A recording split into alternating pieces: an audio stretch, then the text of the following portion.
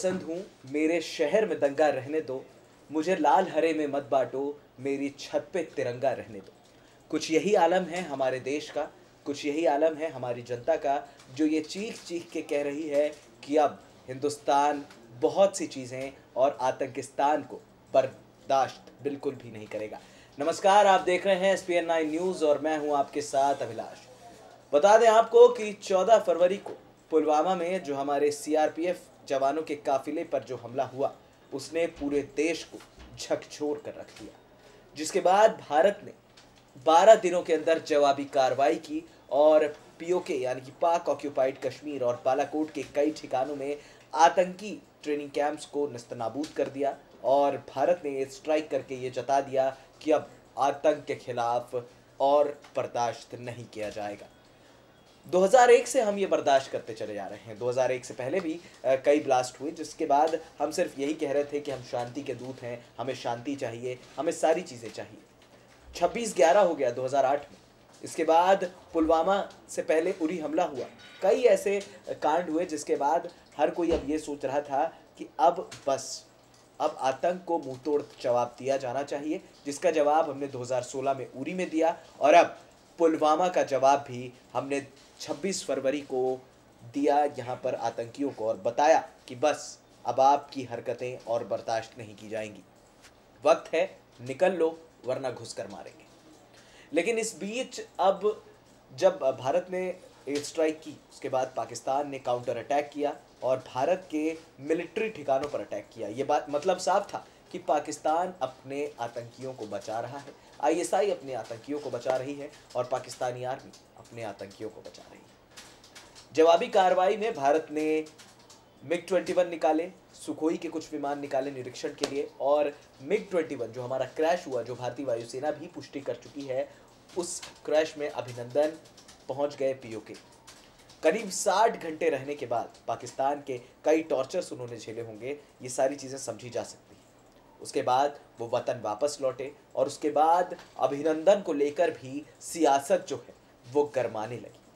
कई राजनेता सत्ता की रोटी सेकने लगे, कई राजनेताओं ने ऐसा बयान दिया जिसे सुनकर सिर जो है वो शर्म से झुक जाता है कि भैया ये नेता है क्या? ये नेता कहलाने के लायक हैं क्या? ये नेता डिजर्व करते हैं नेता होना? कुछ यही काम किया है हमारे नवजोत सिंह सिद्धू ने, जो दोस्ती निभाने गए थे पाक वजीर आजम और प्रधानमंत्री इमरान खान के पास जब उनका शपथ ग्रहण समारोह था। वहां दोस्ती निभाने गए थे। यहाँ पर हर किसी ने अपोज किया था कि आखिर आप वहां पर दोस्ती निभाने क्यों जाते हैं। जनरल बाजवा से उन्होंने हाथ मिलाया और एक अमन का पैगाम लेकर गए, जिसके जवाब में इमरान खान के देश पाकिस्तान ने साफ तौर पर भारत को एक तोहफे के तौर पर पुलवामा हमला दिया और ये बता दिया कि कुछ भी कर लो, कुछ भी शांति रख लो, हम नहीं सुधरेंगे, हम तो मारेंगे, जो करना है कर लो। जिसके बाद भारत ने कहा कि इतनी आसानी से नहीं। 26 फरवरी को भारत ने यह बताया कि यहाँ पर जो सरकार है वो अब खिलाफ है आतंकियों के। ये बात प्रधानमंत्री नरेंद्र मोदी भी कह चुके हैं कि उनकी लड़ाई पाकिस्तान से नहीं, उनकी लड़ाई है आतंकियों से, उनकी लड़ाई कश्मीर के लिए। और सबसे बड़ा जो मसला था वो यही था। हालांकि इमरान खान ने बाद में एज अ पीस जेस्चर, उनके मुताबिक उन्होंने संसद में कहा कि हम एज अ पीस जेस्चर जो भारत का पायलट हमने पकड़ा हुआ है अभिनंदन, हम उसे रिहा कर रहे हैं। बीते शुक्रवार 9:21 पर पाकिस्तान ने जिनेवा कन्वेंशन यानी कि जिनेवा संधि के तहत अभिनंदन को छोड़ा और उसके बाद सियासत जो है गरमाने लगी। कई लोग ये भी सवाल पूछ रहे हैं कि भारत ने जो एयर स्ट्राइक की उसके क्या सबूत है, कितने लोग मरे, इसके क्या सबूत है।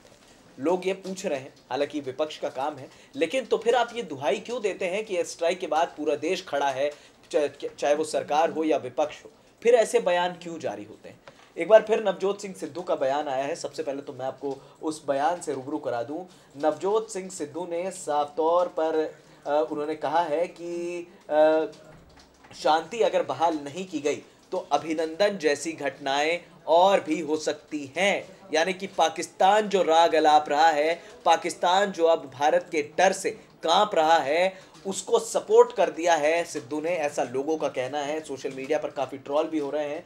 सिद्धू ने पुलवामा में जब काफिले पर हमला हुआ था उसके बाद भी पाकिस्तान के पक्ष में बयान दिया था। उन्होंने कहा था कि आतंक का कोई देश नहीं होता है। तो आखिर ये जो आतंकी ठिकाने हैं ये क्यों पाकिस्तान में है, ये क्यों बालाकोट और बाकी जगह ट्रेनिंग कैंप्स चल रहे हैं, इसका जवाब शायद सिद्धू नहीं दे सकते। उन्होंने ये भी कहा कि अगर शांति बहाल नहीं की जा रही है तो भैया अभिनंदन जैसी घटनाओं के लिए आपको और ज़्यादा तैयार रहना होगा। सिद्धू ने यह भी कहा कि मैंने शहीदों के परिवारों को देखा है, उनके मन में एक ऐसा डर, उनके मन में डर है, उनके मन में खौफ है, और अब ये चीज़ें बंद होनी चाहिए। जिन शहीदों के परिवारों ने अपने भाइयों की या अपने बेटों की को कुर्बान किया है देश के लिए, क्या उन परिवारों के अंदर डर होगा? ये बात सोचने वाली है और सिद्धू को शर्म आनी चाहिए कि आप इस तरह का बयान देते हैं। आप नेता हैं, किसी भी पार्टी के रहें, लेकिन आप जिस तरह की बातें कहते हैं ये साफ तौर पर दर्शाता है कि आपको देश की कितनी फिक्र है। आखिर कब तक बर्दाश्त किए जाएंगे संसद पर हमले, 26/11 के हमले, उरी के हमले, पुलवामा के हमले? और अगर हम जवाब देते हैं तो फिर आप शांति के राग अलापने लगते हैं। आप सोचते हैं कि बस अब शांति हो जाए, हर चीज़ें, हर समस्या का हल जो है वो शांति हो सकती है, हर समस्या का हल जो है वो बिल्कुल शांति के तौर पर सुलझाया जा सकता है। लेकिन क्या इसका हल शांति है? क्या भारत की एयर स्ट्राइक के बाद पाकिस्तान जो बात कह रहा है कि हम प्रतिबंधित संगठनों पर कार्रवाई करेंगे, हम जैश ए मोहम्मद पर भी कार्रवाई करेंगे, भारत ने हमको डोजियर सौंपा है। भारत ने डोजियर बहुत साल पहले भी सौंपा था, भारत ने डोजियर 2008 में भी सौंपा था। तो वो डोजियर सौंपने के बाद आखिर क्यों इस तरह की चीज़ें लगातार हर बार हो रही है? क्यों हम अपने ही ज़मीन के बेटों को कुर्बान कर रहे हैं? क्यों हम अपने जवानों को कुर्बान कर रहे हैं? वो लगातार हमारे देश को कमज़ोर बनाने की फिराक में है, और हमारे यहाँ सिद्धू जैसे लोग भी हैं जो अपने बयान से इस तरह की बातें कहते हैं। हालांकि इस तरह की चीज़ें ठीक है, आप एक नेता के तौर पर बड़े शांति के जो दूत बनते हैं। इमरान खान से दोस्ती निभाने गए थे ना ये। इमरान खान के साथ तो सुनील गावस्कर ने भी क्रिकेट खेली है, इमरान खान के साथ तो द ग्रेट कपिल देव ने भी क्रिकेट खेली है, इमरान खान के साथ बड़े बड़े लोगों ने क्रिकेट खेली है। इनसे बेहतर दोस्ती नहीं होगी सिद्धू की। लेकिन सिद्धू वहाँ पर गए। कपिल देव ने साफ तौर पर कहा कि मुझे बुलावा पहली बात तो आया नहीं, और अगर मुझे बुलावा आता तो मैं जाता नहीं। सुनील गावस्कर ने कहा कि मैं अपनी भारत सरकार पर छोड़ता हूं, अगर वो मुझे जाने कहेगी तो मैं चला जाऊंगा, अगर नहीं कहेगी तो मैं नहीं जाऊंगा। साफ तौर पर अपना स्टैंड इन पूर्व क्रिकेटरों ने रखा था। लेकिन सिद्धू वहां पर अमन का पैगाम लेके गए थे, वहां जनरल बाजवा से हाथ मिला रहे थे, और अब फिर ऐसे बयान जो दे रहे हैं।